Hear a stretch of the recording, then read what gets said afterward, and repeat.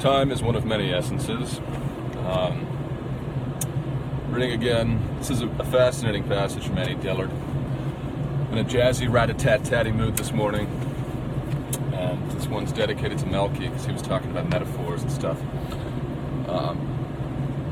Just read this section. It's like 2 or 3 pages, and then I'm going to launch into some talks. If you want to skip ahead to schizophrenia and metaphor and some thoughts about that. So, Annie Dillard, the prophetess. I chanced on a wonderful book by Marius von Senden called Space and Sight.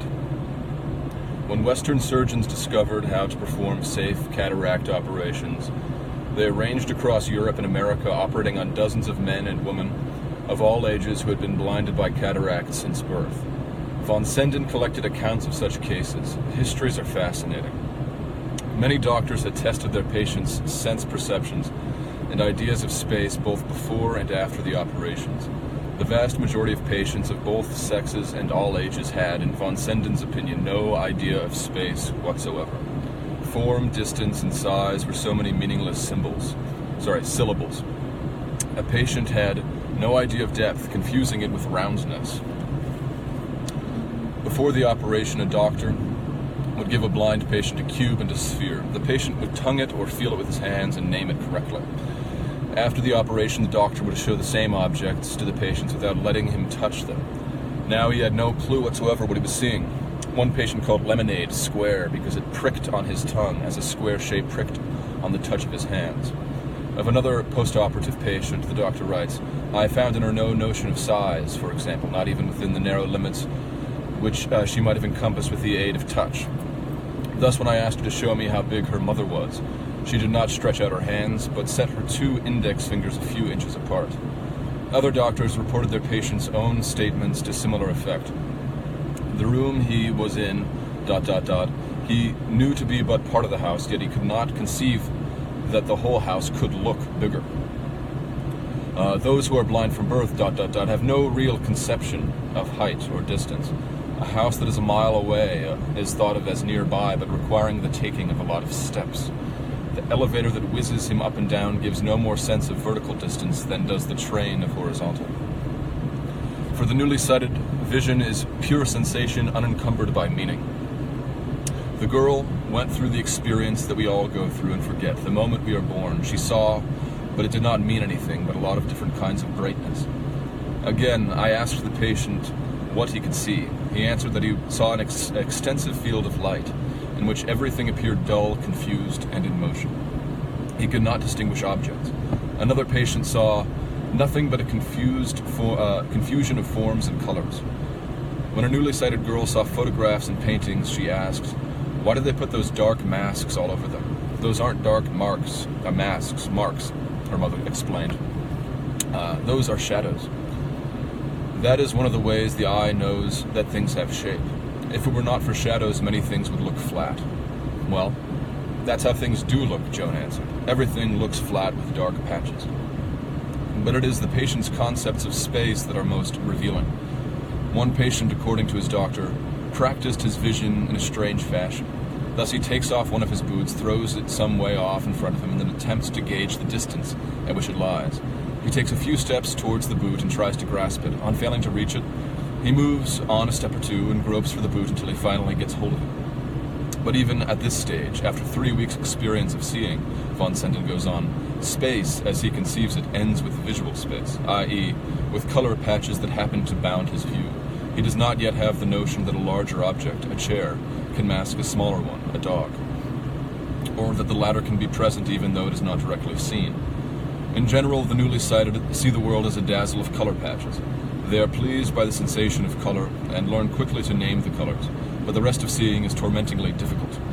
Soon after his operation, a patient generally bumps into one of these color patches and observes them to be substantial, since they resist him as tactual objects do. And walking about it also strikes him, or can if he pays attention, that he is continually passing in between the colors he sees, that he can go past a visual object, that a part of it then steadily disappears from view. And then, in spite of this, However he twists and turns, whether entering the room from the door, for example, or returning back to it, he always has a visual space in front of him. Thus he gradually comes to realize that there is also a space behind him, which he does not see. The mental effort involved in these reasonings proves overwhelming for many patients. It oppresses them to realize, if they ever do at all, the tremendous size of the world, which they had previously conceived of as something touchingly manageable. It oppresses them to realize that they have been visible to people all along, perhaps unattractively so, without their knowledge or consent. A disheartening number of them refuse to use their new vision, continuing to go over objects with their tongues, and lapsing into apathy and despair. The child can see, but will not make use of his sight. Only when pressed can he with difficulty be brought to look at objects in his neighborhood. But more than a foot away, it is impossible to bestir him to the necessary effort. Of a 21-year-old girl, the doctor relates, her unfortunate father, who had hoped for so much from this operation, wrote that his daughter carefully shuts her eyes whenever she wishes to go about the house, especially when she comes to a staircase, and that she is never happier or more at ease when, by closing her eyelids, she relapses into her former state of total blindness. A 15-year-old boy, who was also in love with a girl at the asylum for the blind, finally blurted out, "No, really, I can't stand it anymore. I want to be sent back to the asylum again. If things aren't altered, I'll tear my eyes out." Some do learn to see, especially the young ones, but it changes their lives. One doctor commented on the rapid and complete loss of that striking and wonderful serenity, which is characteristic only of those who have never yet seen. A blind man who learns to see is ashamed of his old habits. He dresses up, grooms himself, and tries to make a good impression. While he was blind, he was indifferent to objects unless they were edible. Now, a sifting of values sets in. His thoughts and wishes are mightily stirred, and some few of the patients are thereby led into dissimulation, envy, theft, and fraud. On the other hand, many newly sighted people speak well of the world and teach us how dull is our own vision. To one patient, a human hand unrecognized is something bright and then holds. Shown a bunch of grapes, a boy calls out, "It is dark, blue, and shiny. It isn't smooth, it has bumps and hollows." A little girl visits a garden. She is greatly astonished and can scarcely be persuaded to answer. Stands speechless in front of the tree, which she only names on taking hold of it, and then as the tree with the lights in it. Some delight in their sight and give themselves over to the visual world. Of a patient just after her bandages were removed, the doctor writes, "The first thing to attract her attention were her own hands.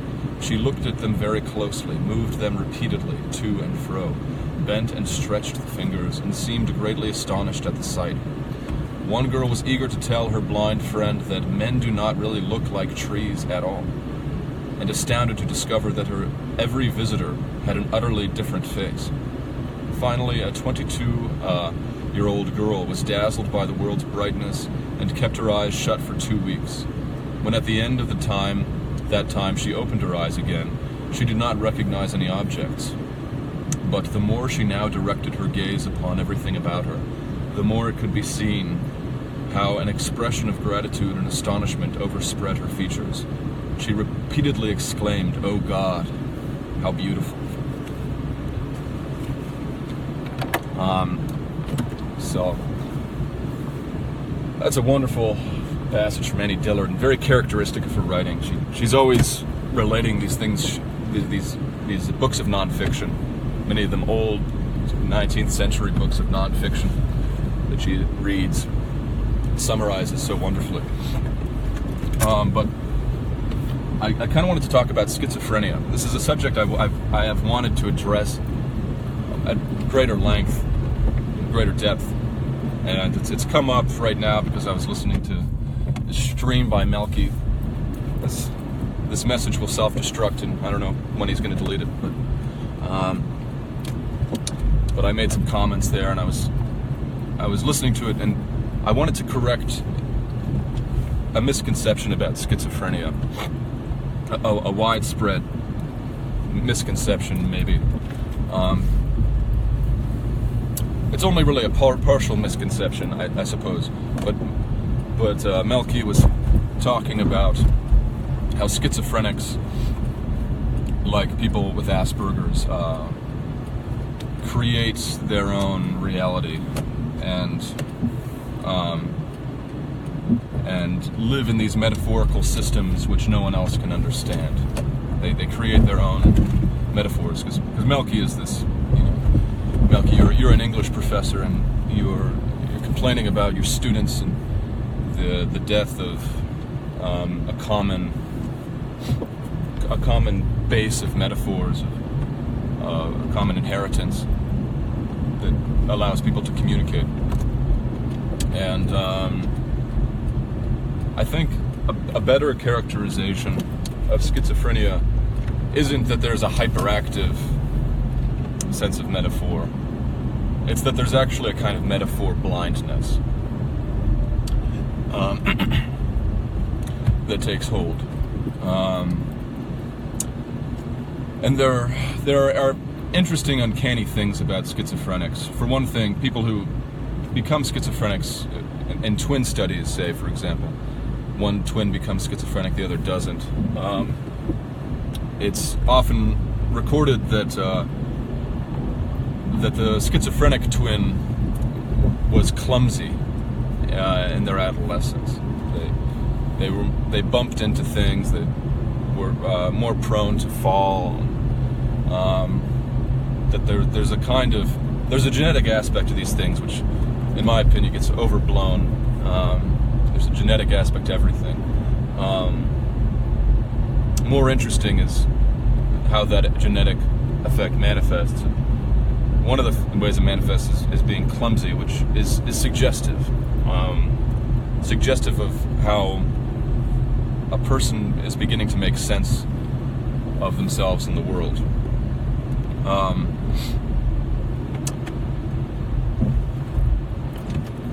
Schizophrenia takes hold in adolescence, or during adolescence or early adulthood. The time in one's life, in other words, when one has to come to terms with adult life and navigating certain language structures in a functional way. And in the schizophrenic, there's a failure to do that, and for some this becomes a lifelong condition, but in others, schizophrenic-like symptoms flare up for a period of a few days or sometimes a few months. My own older brother had schizophrenic symptoms, became like a schizophrenic for a period of about 2 months, and it was very difficult in our family, and I'd like to talk a little bit about that. I also had a college friend I knew that I hung out with when I lived in New York, who had a schizophrenic type of break for several days,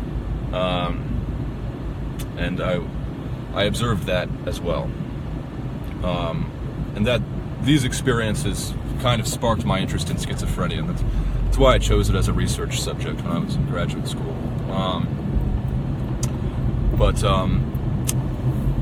When a schizophrenic patient gets seen by a psychologist, the following type of scenario tends to unfold. The schizophrenic patient will arrive.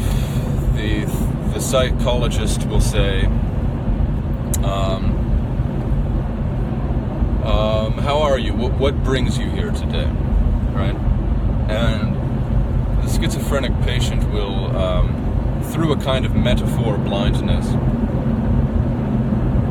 will not know how to respond to that basic question. What brings you here today? Because he isn't sure if what is being asked.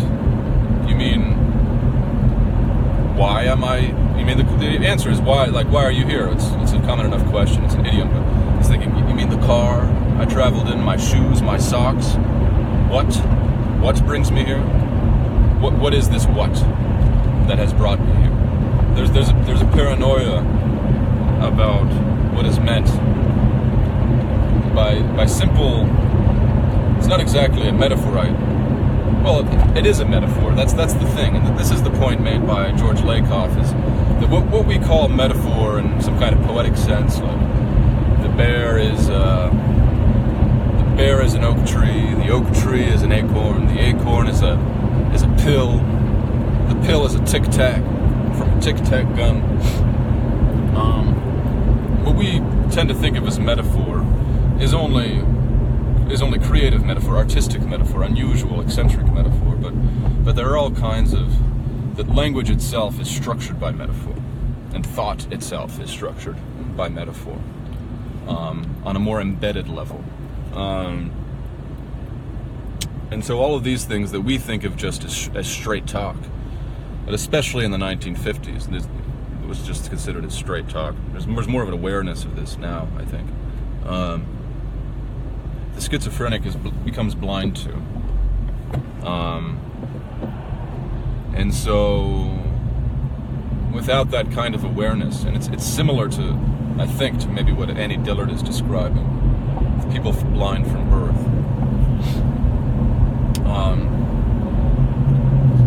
There is a breakdown in that capacity to distinguish what people are saying. And the reason why, I think, the reason why schizophrenics are regarded, on the one hand, as crazy, why this isn't understood, that it's a kind of blindness, is because, and why schizophrenics are also sometimes regarded as having a kind of uncanny visionary aspect, that they are like shamanic types of people. They have, whether it's demonic or whether it's, they're somehow in touch with a spiritual substrate that we are not, is because on some level I think they are, but it's not something to be modeled. And I think maybe the reason they are is because there are many levels of communication that take place in ordinary conversation. That when we talk to each other and converse as human beings, we're saying one thing at a surface level, and often, even without our own awareness, we are communicating something else. There is an intonation in the voice. There are suggestions. There are hints. There are words that occurred previously in the conversation, which echo in the thing that is being said presently. There are reference points in various ways and forms. And so there is a kind of subliminal level of communication that is constant, that is always going on.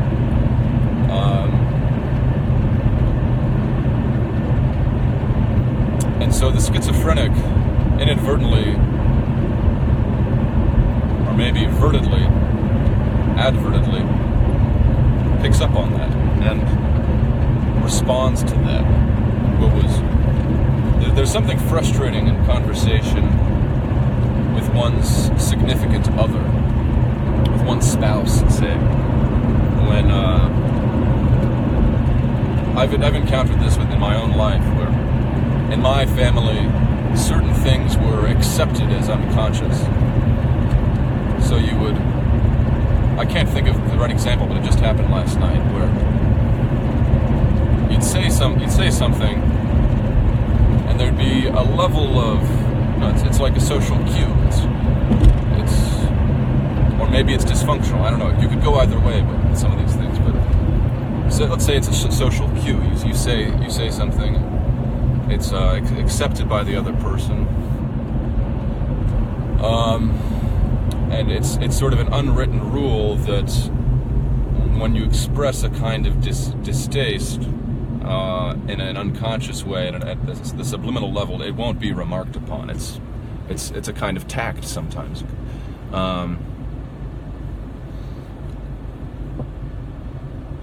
And I think in my wife's family, that type of thing didn't happen in the same way. And so I will say something with the expectation that it will be sort of fly under the radar and be like a hint, and she will remark upon it openly and make it overt. And I don't know if I'm being the schizophrenic one or she is. We're both being a little schizophrenic in our own ways, probably.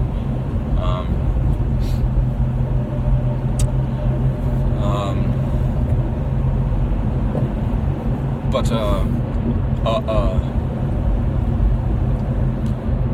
that kind of thing is continually going on. I know people don't like Zizek, but I do, and part of the reason I like him is that he kind of gets this,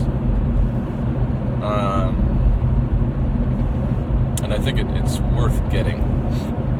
He relates sometimes an anecdote about how he had offended, I think it was Judith Butler or somebody, some kind of arch feminist, and he had offended her, and he went and he apologized. He said, "Judith, I'm so sorry for having offended you." And she said, "Don't worry, there's no need to apologize." Right? And then it was forgotten. But he points out, how interesting the ritual of this, that she was mad at him. He had to apologize, and then she would say, no apology necessary. But if he had actually not apologized, then she would still be mad at him. So we're always communicating with each other in this kind of fluid way. And when you're a child, you don't have to deal with a lot of the subtleties present in this kind of discourse. But when you enter into adolescence and you become an adult, whether you like it or not, if you become a functional member of the slavish order of adulthood with a capital A capital scarlet A, you commit adultery and sacrilege and treachery against childhood. All adults and children, in a certain sense, are at war. There are language structures, there are ways of talking that one has to become adept at, and there's Christopher Lash is the guy, that's my go-to guy on this, because his whole curmudgeonly shtick is the warlike aspect of contemporary life. That part of the problem with modernity is that we've become increasingly warlike at the level of interaction, of adult interaction, and say in the workplace. But it all happens at this subliminal level, right? And the schizophrenic is someone who has when they try to come to terms with that, their mind breaks.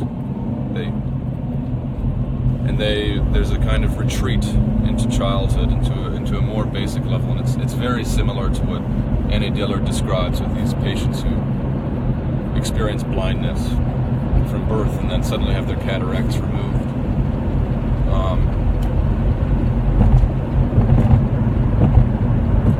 I'd like to now kind of put a caesura and transition a little bit into talking about my own experience with some of this, with people in my life. But I just want to start by relating some of my own experience.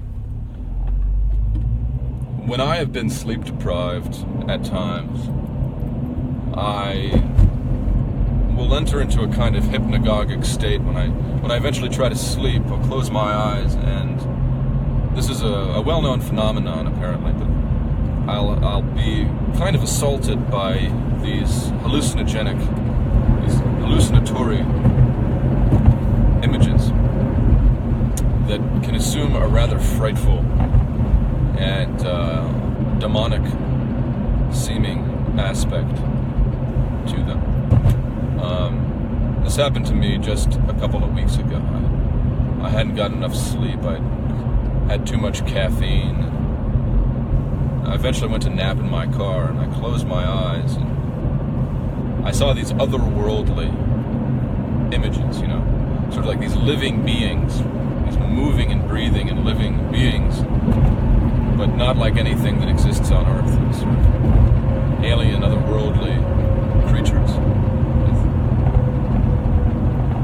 or various orifices, and just looking horrible, like just like a god from some god-forsaken alien planet. This thing, and it's not like you can just stare and look at them like you can a picture on a piece of paper, because when you move your eyes, they shift around, and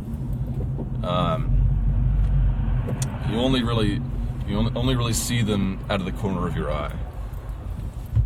And there's something so unsettling about this experience that I went online and I researched it. And just to soothe myself a little bit, I read some research articles about the experience. It's been studied. This happens when we're sleep deprived. We begin to hallucinate. And there's some very scientific seeming rationale for it all that you take as a kind of CNN ibuprofen pill to soothe it, to make it seem rational.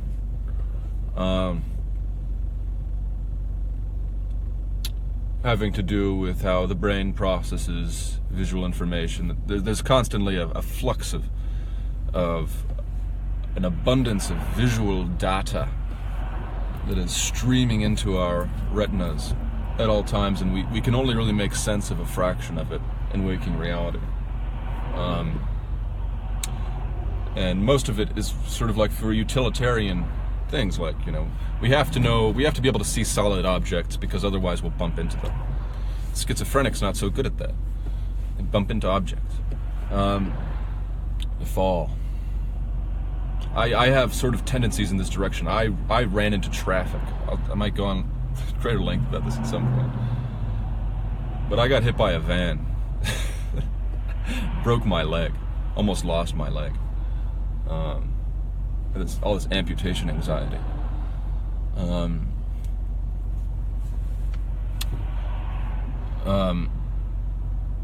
But when you become sleep deprived, apparently the scientific reasoning goes that you begin to lose your capacity to make sense of that, and so your brain becomes overwhelmed with visual stimulus because you're not taking that break of closing your eyes, going to sleep. So your brain begins to make wild conjectures, sort of schizophrenic conjectures, about what might be there. And maybe it's paranoia, maybe it's fake, but like the schizophrenic, it's like maybe some of it's real too, and there's just not a good way of knowing.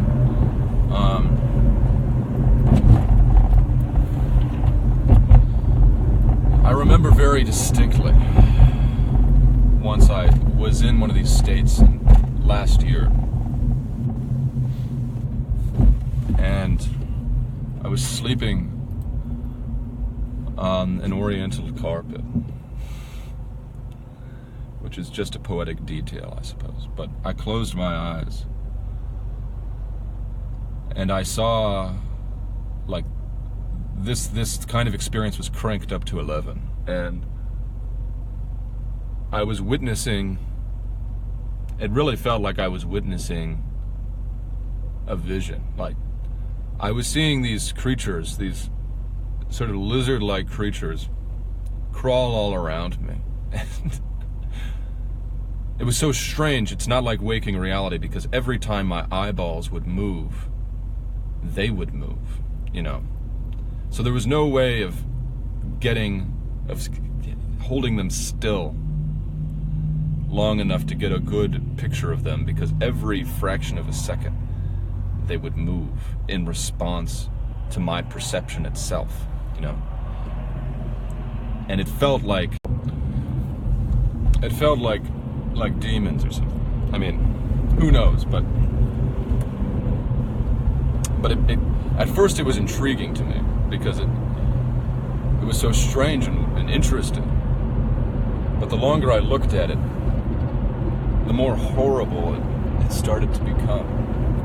Because these things were like predators. They were predatory beings. And they were staring right at me. Like right at me. You know? Like, it's like the opposite of animals. You know the way that, like, you see insects, you see bugs, animals in the world, they're kind of doing their own thing. You know, they in fact, they run away from you if you approach them, most of the time. But these things were, like, locked onto me. They were, like, going at me. And it was just like, there was one main one that was like right in my face, and he had all these eyeballs that were just like circling around his face, like a wheel of eyes was just in like multiple wheels within wheels of just like these horrible looking eyes were just spinning. And eventually I had to get up. I had to wake myself up, and I had to just like say a prayer. And I was fondling my crucifix, and just like I was like, begone Satan, take the poison that you offer. Go back, Satan, take the poison that you offer. You know, very extreme, maybe rather melodramatic experience. And then when I went back to sleep again, I felt like I was visited by angels. Like it was phenomenologically, it was the same exact experience. I would move my eyes, I would see, but now the thing I was seeing was no longer predatory. It was like these blankets, these otherworldly, they looked sort of like stingrays or something, these like sea creatures, and these long tufts, and they had a kind of monstrous aspect to them. It wasn't purely comforting. There was something horribly. It was a horrible gravity, a horrible kind of strength and power, and sort of like almost a kind of horrible aspect to it, because you got a sense that this thing was more intelligent, was more, you know, could easily kill you, but it was like, it felt soothing. It was like this thing was beneficent, benevolent. It was riding over me. It was covering me with its scales.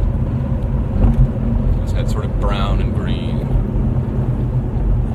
and there were no eyes on it. It wasn't trying to look into me. It was just holding me, covering me.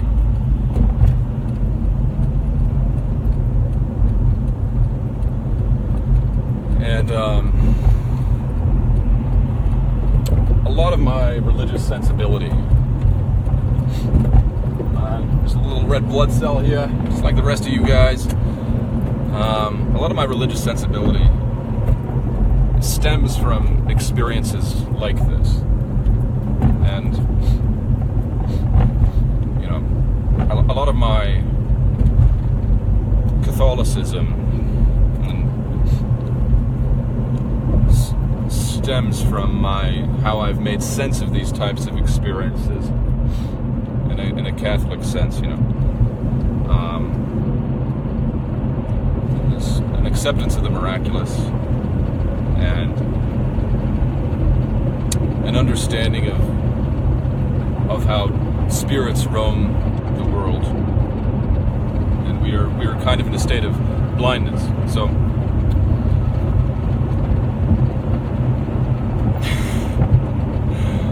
I knew a guy in high school who became a schizophrenic, and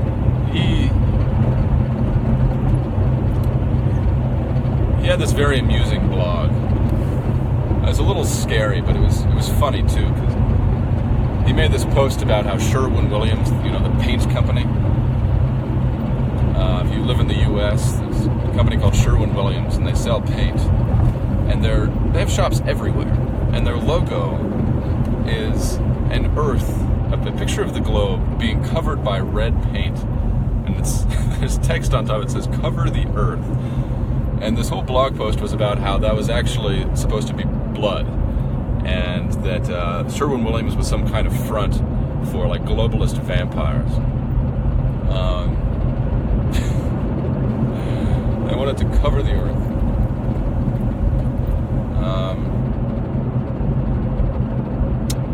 And every time I see a Sherwin-Williams now, I can't help thinking about that. And I know it's like quote-unquote crazy, but sometimes I've walked into Sherwin-Williams's and I've talked to the cashiers, and I've actually tried to ask them, like, figure out who runs this company, like, what's the experience of working here? Do you get a lot of business? Because there's Sherwin-Williams everywhere.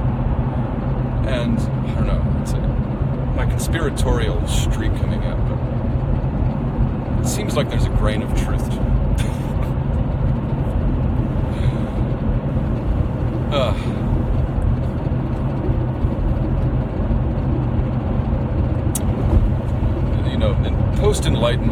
In the post-Enlightenment West, there was a widespread abandonment of the religious sense and of the sense of the strength of image and metaphor.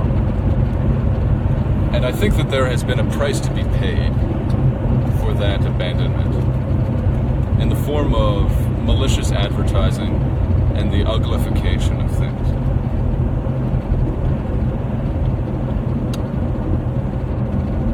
Jesus at one point in the Gospel says that if you silence these people, the very stones will cry out. It's a little like that. The religious impulse was silenced, but the very stones are crying out. And a big reason why I think the 21st century has become more religious is more of an incipient religious sensibility in some ways in comparison with the 20th century, where such things were more widely mocked and disregarded, is because the stones have started to cry out. You're born in the 80s, you're born in the 90s, you're born in the 2000s. And you come and you witness this thing, you see this thing, and the writing is on the wall in a way that it formerly was not. You see the insect-like quality, the exoskeletal quality of things, inhumane aspects. They become more and more unignorable. Like a stink. It becomes like a wretched stink. A dirty sock in the jacuzzi.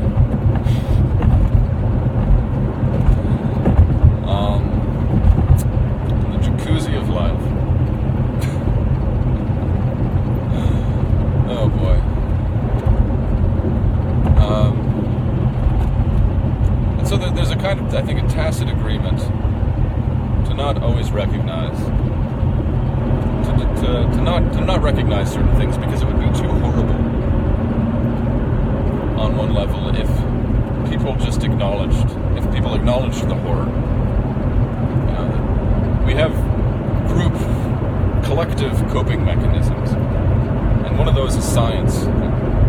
Even though science kind of becomes less and less credible in certain ways, even those of us who are skeptical derive a kind of comfort, the way I did when I read the scientific accounts of sleep-deprived hallucinations. There's a kind of comfort to be had, and that we kind of agree on an unconscious level to maintain. But the problem is it becomes increasingly unmaintainable. So, probably the most well-known book by Christopher Lasch is called The Culture of Narcissism. he's talking about largely like the 1970s, the boomer generation, right? As the culture of narcissism, where everyone wants to be famous.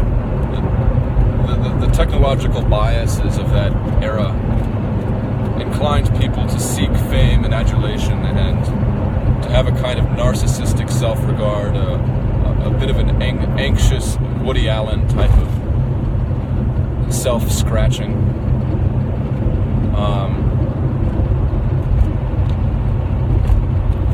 And the current culture is no longer a culture of narcissism, it's a culture of psychosis. We live in a culture of psychosis. And so,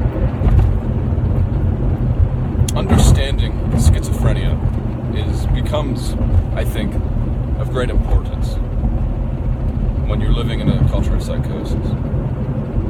Not that it has to be in learned scholarly terms, but it has to be something that enters into the body at a muscle memory kind of level.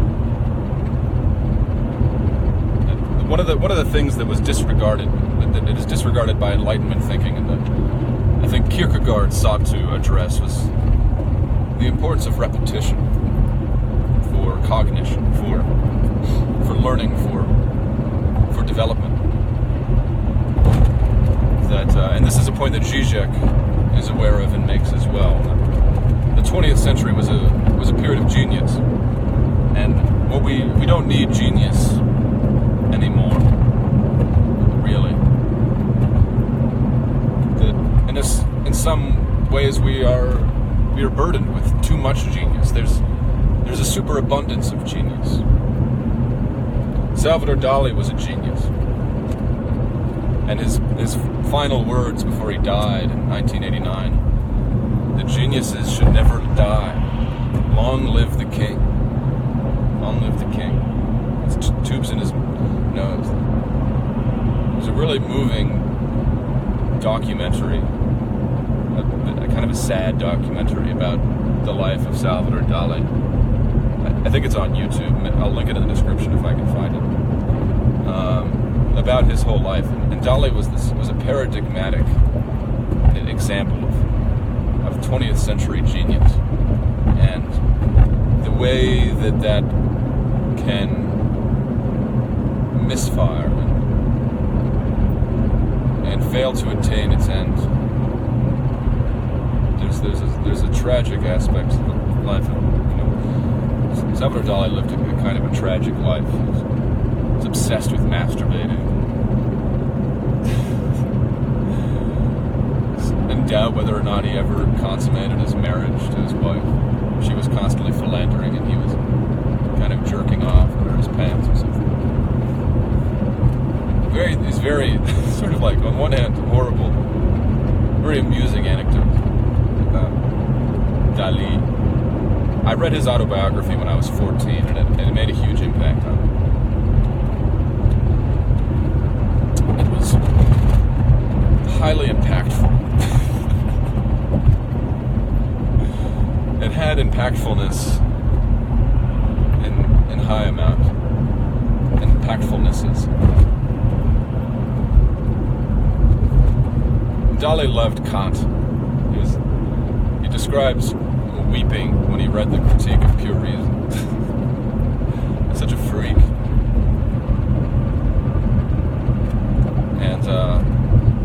And Kant, you have the perfect example of an Enlightenment type of thinker, the Enlightenment type of thinker, who does not get what Kierkegaard sought to address, and what Zizek gets, and what I get, in some ways at least. And Kant was the ultimate systems thinker. He wanted to make a system, and not that I'm any great Kant scholar, quite the opposite. My father loves Kant, and I can't stand Kant. When I had to read him in school, I just played tiddlywinks under the table instead. But from what I understand, Kant has this idea of the noumenal and the phenomenal. And the limits of human knowledge. And it's one can begin to see a little bit where Dali got his surrealism from, because these symbols, these images of various objects, he's obsessed with the clocks and the cabinets, these various obsessive images relating to his childhood, and there's a lot of Freudian psychoanalysis in there too. Have this kind of supernatural quality, and there's a kind of respect paid to things being concrete in a way that I don't think they are. I don't know. That's not a fully developed thought. But, and the red and the black Stendhal has a wonderful mocking quote that he mockingly attributes to Kant. Goes like absurd and touching recollection. The first drawing room of youth at the age of 18, alone and unsupported. The gaze of a woman was enough to intimidate me. Either I supposed a man was my enemy because he had looked gravely upon me, or I surrendered without reason. I formed mistaken ideas about everything. And yet, amid the frightful torments of my timidity, a fine day could be so fine. A fine day could be so fine. So, I don't know. I don't have enough time to dig more into. I still want to dig more into it. So on the morrow. Anon.